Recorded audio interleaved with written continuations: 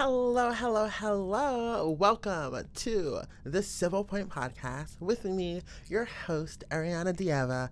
And guess what? We are back with a brand new episode. And today we are going to talk about Kamala and everything she's done since she lost the presidency, the election of 2024. But more importantly, we're going to talk about how she chose to do a book tour over saving and signing the life support papers for democracy. I'm very upset with her choices. From a personal standpoint, do I understand that she needs her breathing room? She needs time to decompress from that very stressful 107 days. Absolutely. I get it from a personal standpoint. But from a professional standpoint, there's no rest for the weary. There's no rest for Kamala Harris in this instance. She was the former vice president. She ran as a presidential candidate selection for the Democratic Party. And her taking that step back after the election, and now we're 9 months into this presidency and seeing how hard-hitting this presidency has attacked democracy at its core to centralizing our government power to the president of the United States by letting our institutions like our judicial system fall to the gripping hands of contend. Like, she chose to come back with a book tour.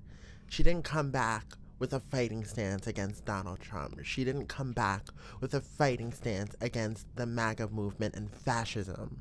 She came back with a book called 107 Days. I don't understand it. Especially if we're going to be going into this next election cycle and run. At this point, I don't think she has a chance of now running because she didn't run into back in. I understand taking a break. I understand taking a break from the stress that you were under in that election period, in that 107 days.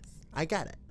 I don't get stepping back into the political landscape that we are currently in and advertising and panhandling a book around the United States instead of standing tall and fighting for the democracy that's crumbling before your eyes.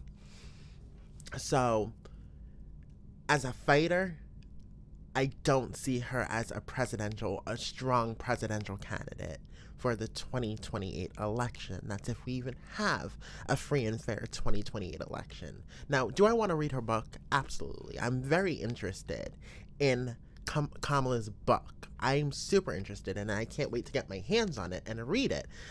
I think it's intriguing to see how that process was, being that Joe Biden dropped out of the race and she had to step in as the Democratic nominee. And I think everyone knows my feelings on Kamala. Do I fully support that woman? No, I don't think she's a strong enough opponent, and I did not initially think that she was a strong enough opponent to defeat Donald Trump, and I was right. But as soon as the world said she's going to be the Democratic nominee, I stuck by her side like that because that is what we need, especially in the Democratic Party, with the dissension and confusion going on currently. We need to stick by one candidate, and right now I believe that candidate is Gavin Newsom, but that's a whole nother conversation. I feel like her return into the political landscape and atmosphere just blew the air out of the balloon. It blew the air out of the balloon because she needed to come back strong. She needed to come back fighting for democracy, fighting against fascism, fighting against the MAGA movement, fighting against the possibility of the rumors that this election was rigged in Donald Trump's defense.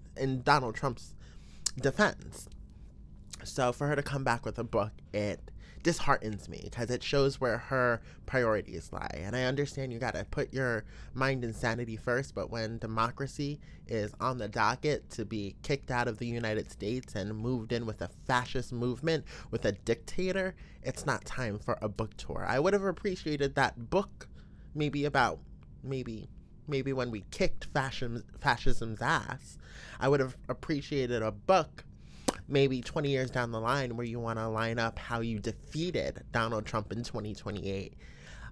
I just don't think this was the appropriate time or setting for her to release a book, given the political landscape that we are currently in, given the fact that our democracy is up for literal termination at this point, because we have a dictator not in training anymore, but a dictator in form in the White House, peddling fascism into every sector of our country.